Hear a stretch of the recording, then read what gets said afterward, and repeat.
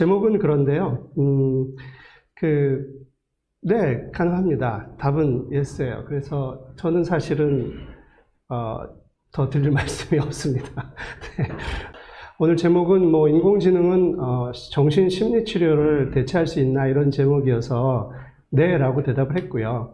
그랬더니 이강욱 교수님께서 그런 게 어딨냐, 그래서 인공지능은 정신과 의사를 대체할 수 있냐 이런 질문이신 것 같아요. 그래서 조금 달라서 의사를 대체할 수 있냐? 아닙니다. 대체할 수 없습니다. 제가 굉장히 단호하게 자꾸 말씀을 드리는데, 그러면 정신심리치료를 대체한다고 그러지 않았나요?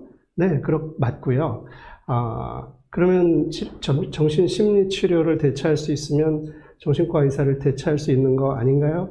아닙니다. 전혀 다른 문제죠. 그게 왜 다른 문제인지를 아마 말씀드리는 게 오늘 잘 아시는 내용이겠지만 그런 게 주제가 아닐까 이렇게 생각을 합니다. 제가 들고 온 게 뭔지 아시나요? 저는 아주 어린 딸이 있는데 걔가 갖고 있는 클로바라고 하는 인공지능 스피커입니다. 지금 네트워크 연결이 안 돼 있지만 얘랑 대화할 수 있죠. 그래서 꼬마들이 이런 거 엄청 좋아하고요. 요즘 대단히 인기입니다. 최근엔 조금 조용해진 것 같긴 해요. 모든 회사들이 아마존의 알렉사, 여러분 스마트폰의 시리, 이런 것들을 다 사용하시죠. 그래서 이렇게 밖에다가 기계 인형처럼 만들어서 대리물이죠. 대리물을 만들어서 활용하고 합니다. 이 슬라이드는 오늘 영화 몇 편을 소개시켜 드릴 겁니다. 동영상이 잘 나와야 될 텐데, 몇 개의 비디오 클립이 있는데요. 동영상이 잘 나와야 될 텐데, 기술적으로 어떨지 좀 걱정이 되네요. 허라는 영화는 사만다라는, 인공지능이죠. 상대방, 컴퓨터 프로그램에 대해서 사랑을 느끼게 되는 한 남자, 테오도르라는 남자의 얘기입니다. 굉장히 성공한 영화였고요. 밑에 보시면 저도 좀 몰랐는데 오늘 준비하다 보니까 이 허의 주인공이 호아킨 피닉스더라고요. 조커의 주연입니다. 그러니까 참 이분의 연기력 대단하다 이런 생각 듭니다. 여기서는 좀 이렇게 넋이 나간 사람처럼 표정을 짓고 있고 그 밑에 에이미 역, 캐서린 역, 사만다 역해서 이제 여배우들이 있습니다. 그리고 제가 그 옆에 엘라이자 이펙트라고 썼어요. 오늘 얘기는 엘라이자 얘기를 할 겁니다. 엘라이자. 지금 이 챗봇도 엘라이자고요. 최초의 챗봇도 엘라이자고 정신과적으로도 대단히 중요한 개념을 갖고 있습니다. 그래서 그 말씀을 드리려고 하고요. 엘라이자 이펙트라는 말은 뭐냐면 이런 그냥 컴퓨터 프로그램 기계에 대해서 그것을 의인화해서 사람이 거기에 사랑을 느끼게, 사랑에 빠지게 되는 것. 이거 엘라이자 이펙트라고 합니다. 그래서 옛날 얘기를 조금 제가 드릴 수 있는 건 그 정도인 것 같아서요.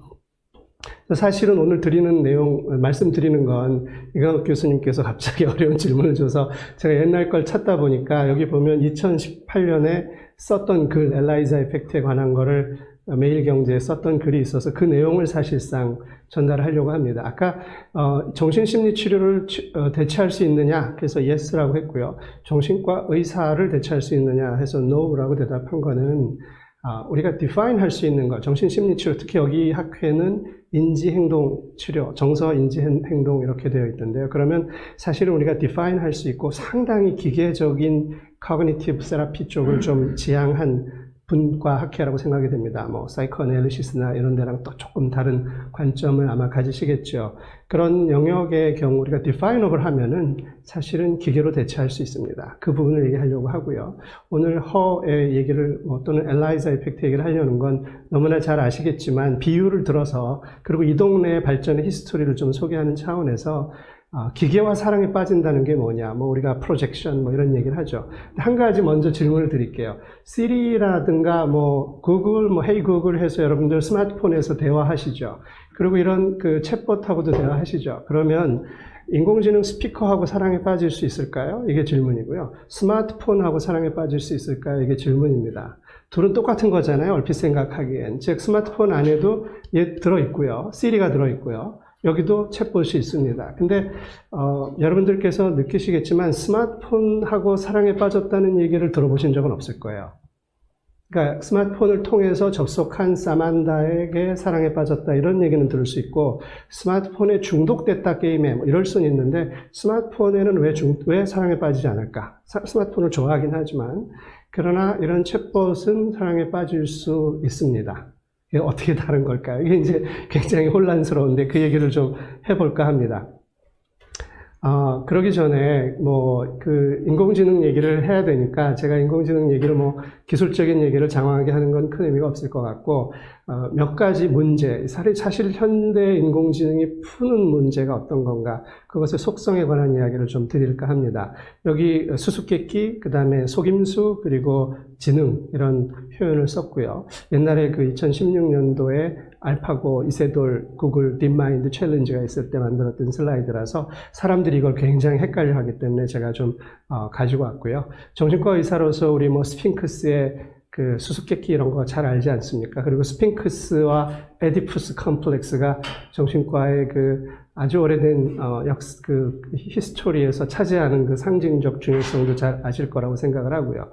근데 그 스핑크스의 수수께끼가 두 번째 수수께끼도 있습니다. 퍼스트 리들이 있고, 그게 에디푸스랑 관련됐다면, 세컨드 리들은 그 딸이 여인이 여인을 낳고 여인이 여인을 낳는 그 딸이 누나가 자매가 자매를 낳는 것에 관한 그게 뭐냐 하는 얘기인데요. 그거는 사실은 해와 달에 관한 얘기입니다. 그래서 무한 반복하는 자기 재생산의 과정, 즉 해가 달을 낳고 달이 해를 낳고 다시 해가 달을 낳는 그 과정이 세월의 흐름, 세상의 이치, 그래서 굳이 비교를 하자면 첫 번째 수수께끼는 예를 들면 프로이트류의 그런 심연에 있는 갈등을 얘기하고, 두 번째 수수께끼는 융견식의 이야기를 얘기한다, 이렇게 말할 수도 있습니다. 제가 좀 갑자기 여러 가지 얘기를 늘어놓는데 오늘 에피소드 하나를 말씀드리려고 합니다. 하루는 우리 아들이 지금은 이제 조금 컸는데 초등학생 때 이런 책을 들고 왔어요. 양말을 꿀꺽 삼켜버린 수학이라는 책입니다. 양말을 꿀꺽 삼켜버린 수학책인데 저한테 게임을 시키는 거예요. 와가지고 여기 보면 이런 장면이 있습니다. 아빠를 이길 수 있다, 이런 챕터가 있더라고요. 나중에 알게 됐는데. 그리고 저한테 수수께끼를 내는 거예요. 그 뭐냐면 20을 먼저 말하는 사람이 지는 거예요. 1 그러면 상대는 하나나 두 개를 선택할 수 있어요. 1 그러면 저는 2를 선택하거나 2, 3 이렇게 합니다. 그럼 그 다음에 상대는 다시 2부터 이어서 하면 3 또는 3, 4 또는 3부터 하면 4 또는 4, 5 이렇게 두 개를 선택할 수 있고, 한 개나 두 개를 선택하는 것을 교대로 계속하다가 마지막에 20을 부르는 사람이 지는 겁니다. 이해하시기 쉽죠? 옛날에 이런 거 해보셨을까요? 초등학교 때 저는 해봤습니다. 그러면 이제 이 게임을 해요. 그래서 아들이 이걸 아빠를 이길 수 있다고 돼 있지 않습니까? 그래서 저한테 이거 게임을 하자고 그러고 시키는 거예요. 계속 시켜요. 근데 아빠가 안 지는 거야. 계속 이겨. 그러니까 화를 막 내고 나갔어요. 이 게임의 원리는 굉장히 간단합니다. 이 게임의 원리는요, 20을 상대가 부르게 하려면 내가 19를 부르면 돼요. 19를 잡으면 상대는 무조건 20을 부를 수밖에 없으니까, 하나는 해야 되니까 19를 잡는 사람이 이깁니다. 19를 잡으려면요, 셋을 빼서 16을 잡으면 돼요. 왜냐하면 내가 16을 잡으면 상대가 17 그러면 내가 18, 19 해서 19를 잡고요, 상대가 17, 18 그럼 내가 19 해서 잡으면 됩니다. 그렇죠? 그러니까 30 빼서 19, 16, 13, 17 그다음에 4, 1 하면 돼요. 그러니까 1을 먼저 부르는 사람이 무조건 이기게 되는 게임이죠. 이건 지능적인 게임이 아니라 일종의 속임수 같은 거죠. 근데 이게 굉장히 유명한 님이라고 하는 게임인데, 자, 이게 이제, 이렇게, 얼핏 보기에는, 지능적인 게임처럼 보입니다. 그러나, 실제로는, 그 옆에 슬라이드로 제가 놓은 것처럼, 여러분들 어렸을 때 카드 색 섞는 거 있죠. 야바이 섞어서 하면, 난 이길 것 같은데 가면 지잖아요. 그 게임이고, 3카드 몬테라고 하는 거고요. 옆에 오늘 오드리 헵번 얘기가 두 번 나올 텐데, 로마의 휴일에서 손을 집어넣는 장면 있지 않습니까? 거짓말을 하면 손을 자르죠. 근데 속임수죠. 그럼 이게 속임수냐, 수학이냐. 그러니까 이 어린 학생들한테 이게 너무 재미있었겠지만, 저희 입장에서는 이건 잘 알고요. 사실은 배체 또는 님이라는 게임입니다.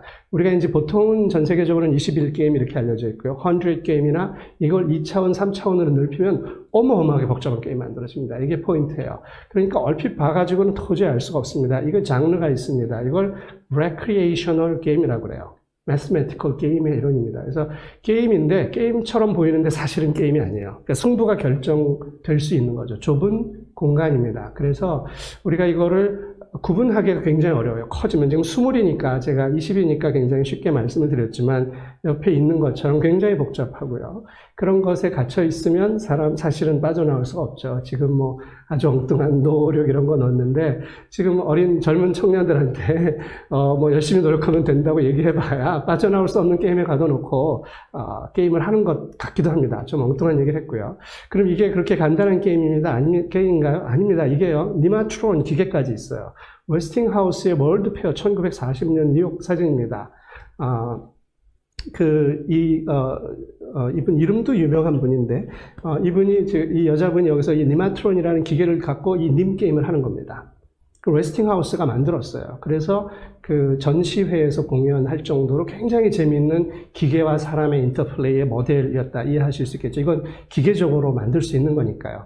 오늘날은 컴퓨터가 있어요. 컴퓨터는 뭐 이거에 뭐 10의 몇 승, 뭐 1억 배 이상의 어마어마한 퍼포먼스를 갖고 컴퓨터 게임 중에 상당 부분 이런 게임입니다. 그럼 이제 바둑이 무슨 게임이냐 이런 걸 여쭤보고 싶은 거예요. 바둑이 뭔지 잘 모르잖아요. 저도 바둑을 배웠거든요, 어렸을 때. 근데 체스는 사실은 거대한 님 게임에 가깝습니다. 바둑은 몰랐거든요. 그걸 이기는데 20년의 세월이 걸렸고, 그 얘기는 오늘 드리지는 못하겠지만, 바둑이라는 건 우리가 아무리 파악하려 해도 도저히 우리 지능으로는 이 게임의 본질을 잘 모르겠어요. 현실 세계의 게임인지 아니면 어쩌면 좀 큰 님 게임인지를 판단하기가 매우 어렵죠. 근데 알파고가 그 대국에서 이기는 장면을 보면서, 바둑은 그냥 큰 체스에 불과했구나라는 걸 저는 그때 명확하게 인지했고, 그럼 앞으로 바둑은 죄송하지만 저도 바둑을 좋아하지만 바둑을 더 이상 두는 사람은 없을 거예요. 그러니까 이세돌이 최후의 승자가 된 겁니다. 누구도 칼을 들고 전쟁하지 않고 총을 들고 전쟁하거나 혹은 기관총이 나온 다음에 석양의 건맨이 다 사라진 거랑 똑같은 이유로 한 시대의 종언을 알리는 겁니다. 그래서 알파고의 딥마인드 챌린지가 대단히 중요합니다. 왜냐하면 그 동양의 신비라고 생각했던 바둑이 사실은 신비가 아니었던 거죠. 자, 그럼 신비가 있느냐? 아까 그 수수께끼 얘기 같은 겁니다. 그러려면 이제 인공지능이라는 게 뭐냐 하는 얘기를 하면 이분을 뺄 수가 없습니다. 알란 튜링이고요. 이미테이션 게임이라는 영화에 나옵니다. 자, 이분의 이제 질문은 이거예요. 가장 오래된 질문은 기계가 생각할 수 있느냐? 이게 질문이죠. 그런데 알란 튜링은 이 문제가 잘못됐다고 봅니다. 좀 아까 그 문제에도 하이라키가 있다는 그림이고요. 아까 그 님도 있고요. 위에 있는 주판알처럼 생긴 게 님 머신입니다.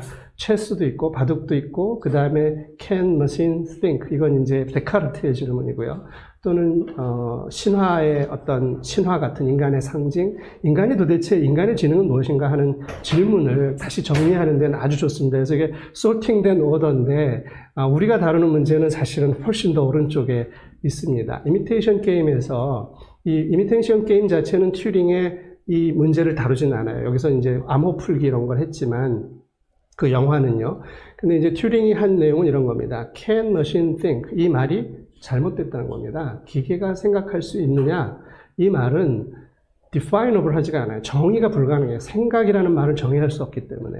그래서 어떻게 생각을 했냐면 어떤 기계가 있는데 imaginable digital computer라고 썼습니다. 기계가 있는데 기계가 너무 깜찍하게 우리를 속일 수 있어서 그것이 사람인지 기계인지 구분할 수 없다면 이미테이션 게임을 통과한 거로 보자라고 합니다. 그래서 이미테이션 게임이에요. 게임이고 그 게임을 통과하면 튜링 테스트라고 하고요. 알란 튜링의 이름을 따서 튜링 어워드라고 그러면은 노벨상 같은 겁니다. 컴퓨터 분야에서는 튜링 어워드를 1년에 한 명씩 드리는데, 그거는 최고의 영예죠. 자, 이런 분인데, 그래서 제안한 게 튜링 게임이에요. 튜링 게임을 통과하면 지능을 가졌다라고 보자, 이런 제안을 합니다.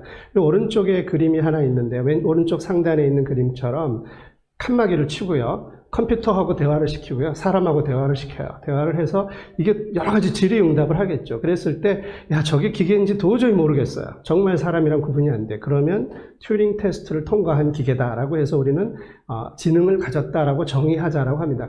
그렇게 되니까 이제 수많은 챌린지가 만들어지고 컴피티션이 벌어질 수 있는 겁니다. 그래서 튜링 게임이라는 건 이 분야의 가장 중요한 리트머스 시험지 같은 거예요. 그럼 이제 칸막이를 치고 대화하자는 거죠. 대화는 뭡니까? 일방적으로 얘기하는 게 아니죠. 이렇게 인터랙션을 해서 질문에 대해서 답하고 답에 대해서 질문하고 이런 과정을 거치게 되는 겁니다. 그래서 이 경우라면 우리가 포뮬레이션을 할 수 있고 그렇다면 지능이 뭔지를, 지능이라는 말은 좀 어렵지만 이미테이션 게임을 통과하면 괜찮다 이런 얘기를 합니다. 그래서 이제 그거를 하기 위해서 엘라이자라는 머신을 만듭니다. 그래서 한 MIT 교수가 1964년도고요. 이분이 이제 기계를 만들어서 사람과 대화, 사람을 흉내내는 대화 챗봇을 만든 거죠. 최초의 챗봇이었고 놀랍게도 그 최초의 챗봇의 이름은 엘라이자고 최초의 챗봇이 하는 일은 사이코세라피스트예요. 그러니까 정신과 영역이 가장 중요한 부분이죠. 그래서 제가 다음 슬라이드 동영상을 가지고 왔는데 제가 한번 틀어보겠습니다. 보시면 이 대화는 정신과 의사의 대화를 흉내내고 있어요. 이 기계가. 간단한 챗봇 게임입니다. 그래서 지금 뭐 타이핑하는데 좀 시간이 걸리네요. 실행을 시키고 나면 한번 뭐 글자를 몇 개 대화 과정을 보시면 돼요. 사실은 이게 인간의 대화처럼 보입니다. 근데 64년도 프로그램이니까 얼마나 지금 수준이 낮겠어요. 그건 충분히 이해하실 수 있으니까 감안하시고 그래서 한번 비디오 클립을 보시면 조금 느리네요. 클레어 그러니까 your turn 그럼 이제 내가 타이핑하는 겁니다. 그래서 여기서 이제 이 사람이 이 기계가 조금 전에 hello 그랬고요. 제가 요즘 내가 좀 문제가 있어. I have been having troubles. 그러니까 그러면 기계는 뭐라고 답할까요? 이거 기계 조그만 프로그램인데 옆에 자바 코드가 있고요.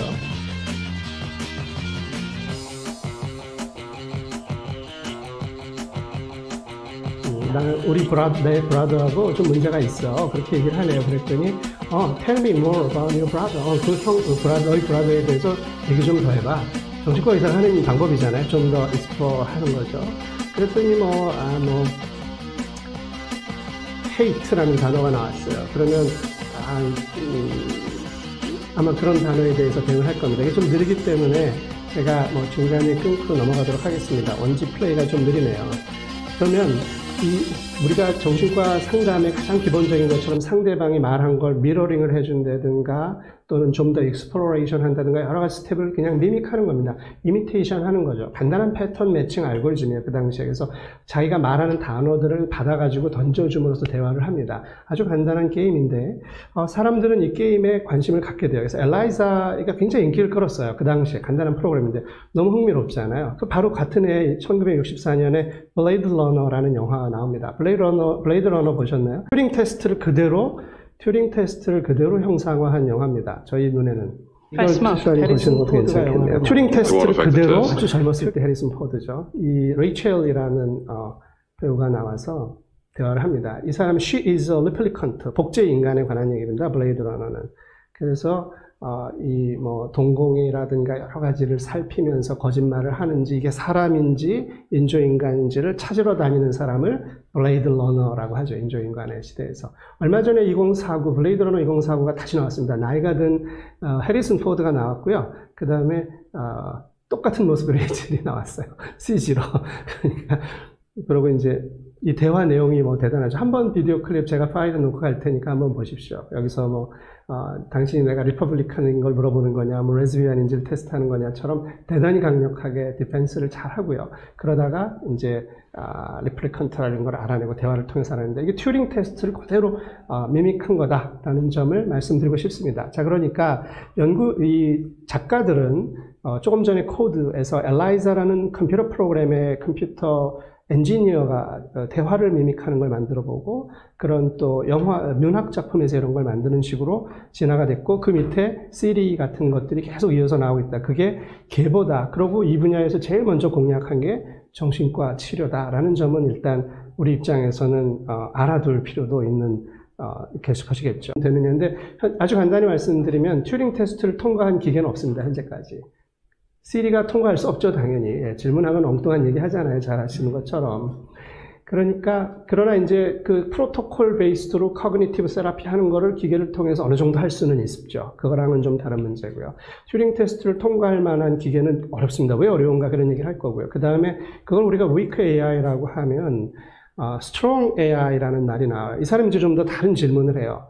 뭐냐면 기계가 이미테이션 게임을 통과하면 정말 지능이 있는 거냐? 그러면 그게 인간에 가까운 거냐? 그것만으로 되는 게 아니다. 그리고 예를 듭니다. Chinese Room 게임이에요. 뭐냐면 왼쪽에서 영어를 집어넣으면요. 가운데 룸에 있는 블랙박스에 있는 사람은 중국어를 몰라요. 글자를 모르지만 매핑 테이블을 갖고 앉아서 영어를 갖다가 책을 찾아서 중국어랑 맞춘 다음에 아웃풋으로 중국어를 내보내줍니다. 그러면 저쪽에서 볼 때는 영어를 중국어로 트랜슬레이트 한 걸로 보이게 되죠. 그러면, 이 기계는 영어를 중국어로 번역하니까 인텔리전스를 가진 게 아니냐, 이렇게 얘기할 수 있지만, 존 서얼이라는 사람은 일종의 사고 실험을 통해서, 철학자입니다.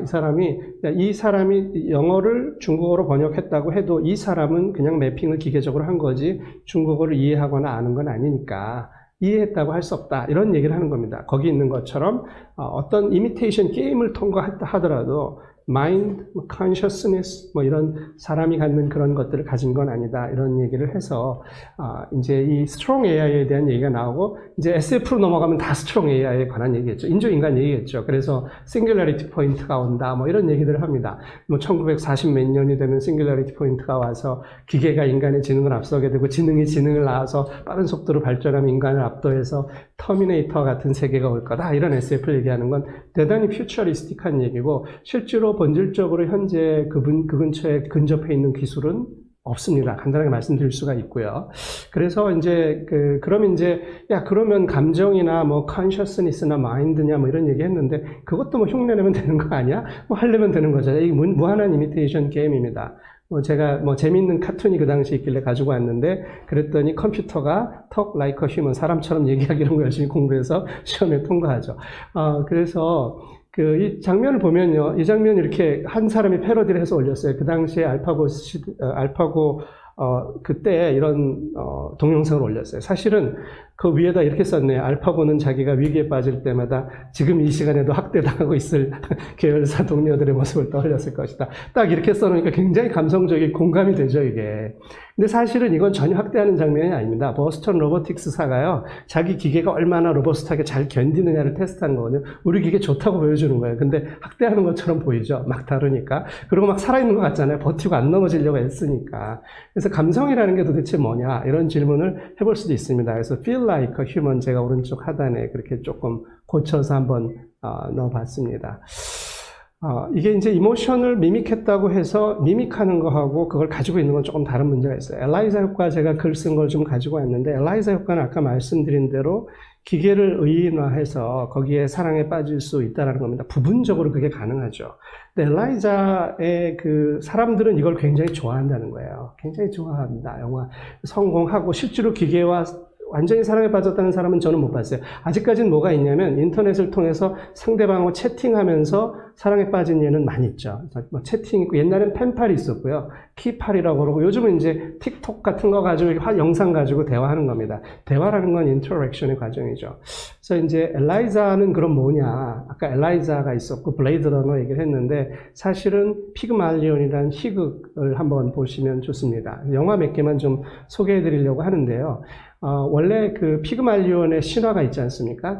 피그말리온 효과라는 말도 있고, 그래서 동상을 만들었는, 세상 여자들한테 실망을 느껴서 세속적인, 그래서 이제 자기가 동상을 만들었는데, 동상을 만들다가 그 동상이 사람이 되었다, 그래 사랑에 빠졌다, 이런 내용입니다. 근데 그걸 이제 냉소적인 버나드 쇼가 희곡으로 만들었어요.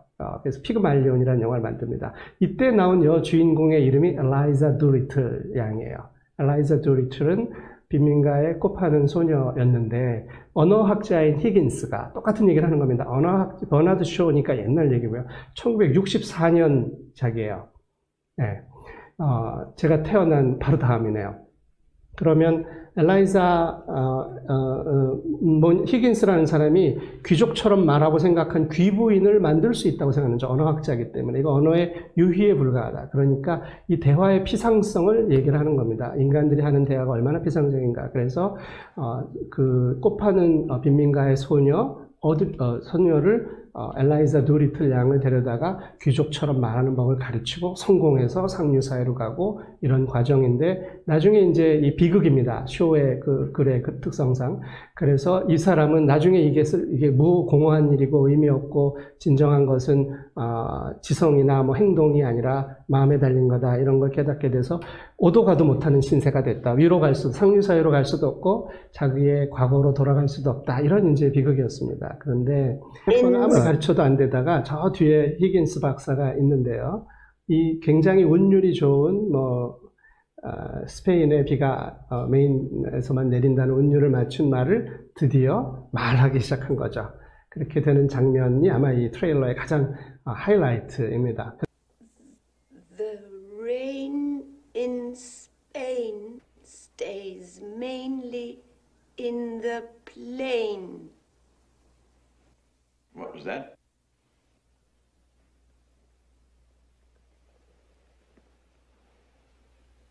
The rain in Spain stays mainly in the plain.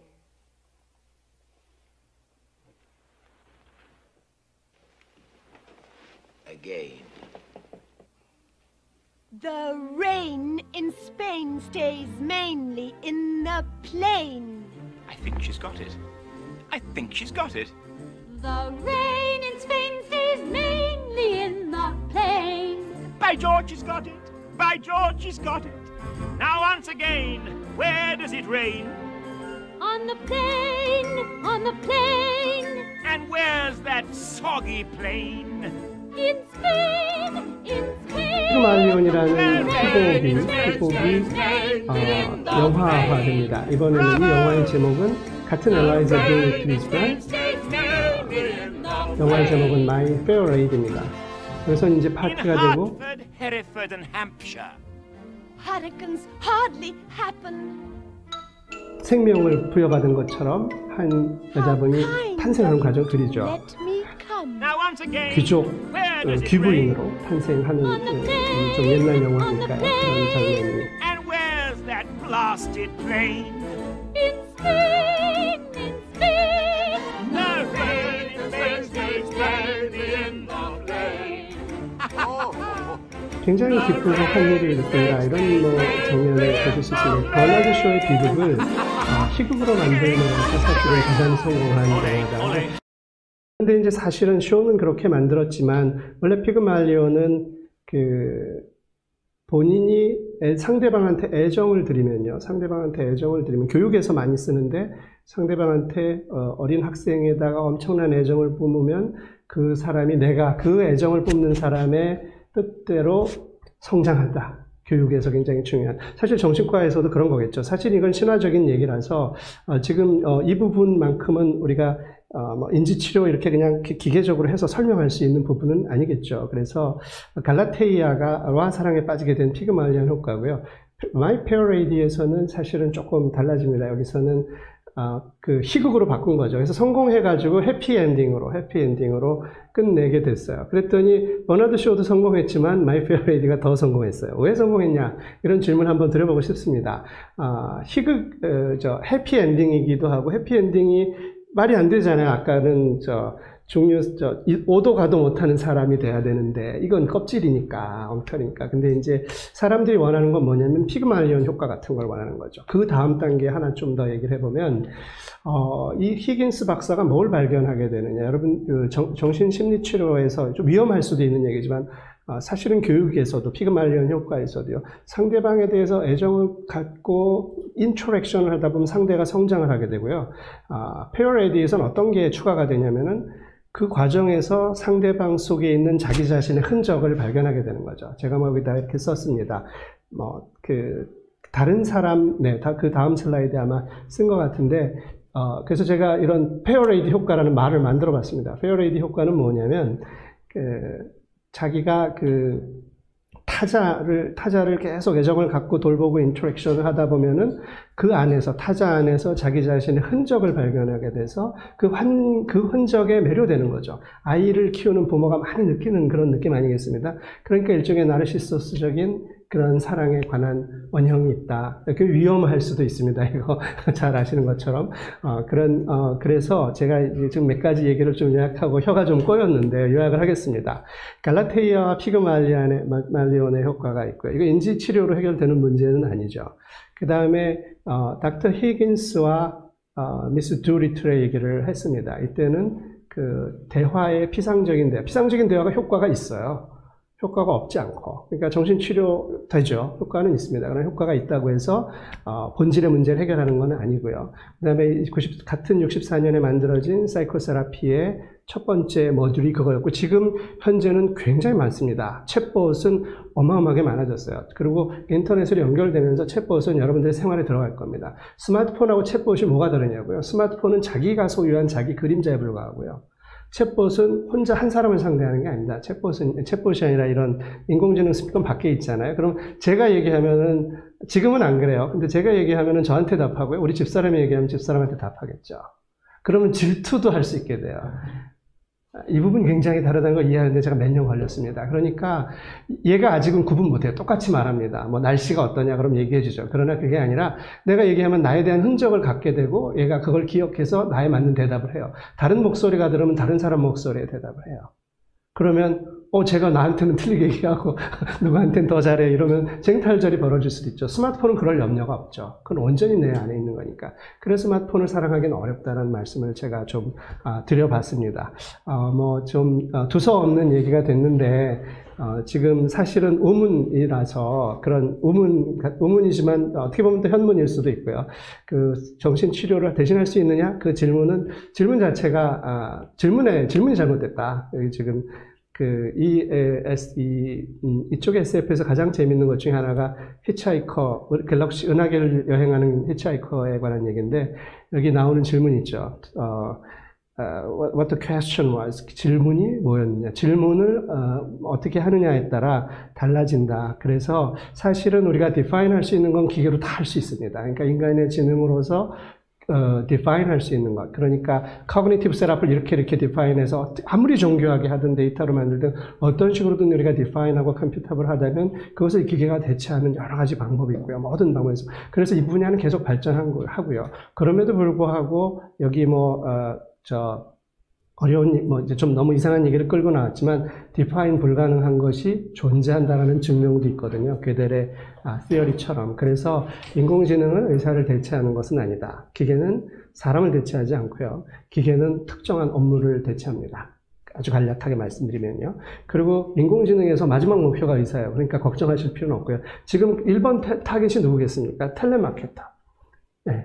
실제로 챗봇을 만들고 구글이나 얘네들이 엘라이자 이런 걸 한 것 중에 핵심이 텔레마케터예요. 왜 텔레마케터를 공격을 하냐면 기존의 인더스트리에서 제조업의 수많은 사람들이 다 기계가 자동화되면서 일자리가 없어졌잖아요. 이 사람들이 전부 텔레마케터가 된 거예요. 그쪽은 많이 늘어났습니다. 이걸 줄이고 싶은 거예요. 또 인더스트리의 관점에. 사실은 인공지능의 문제는 인간의 문제라기보단 경제적인 사회적인 문제로 보시는 게 여기서부터 더 재미있을 수 있습니다. 그러나 인간의 replaceable part of doctors will be replaced. 이런 말은 저희는 많이 씁니다. 나의 일부분은 당연히 리플레이스 될 수 있는 게 많기 때문에 그러니까 그냥 안심하고 있을 일은 아니고요. 내가 하는 일 중에 리플레이스블 한 파트는 선생님들께서도 다 누구한테 맡기기도 하고 시스템화하기도 하고 하지 않습니까? 그런 식으로 가고 우리는 또 더 인간의 본질적으로 기계가 못할 일은 너무나 많기 때문에 그걸 통해서 가는 것이고 그것이 사실은 다시 기계랑 친해져야 된다는 아이러니는 좀 있죠. 그래서 데이터, 정보, 스마트, 그 다음에 하나 말씀드리고 싶은 건 컨슈머리즘이죠. 소비자가 핵심이죠. 결국은 의학의 존재 이유는 환자를 돌보는 거니까 환자의 또는 대상자의 욕구나 근원적인 문제들을 해결하는 게 아닌가 이런 생각을 하고 두서없는 말씀을 마치도록 하겠습니다. 감사합니다. 길었나요? 감사합니다. 아주 많은 재미있는 예를 들어서 말씀해 주셨는데 어떻게 보면 굉장히 본질적으로 중요한 부분을 건드려 주신 것 같습니다. 사실은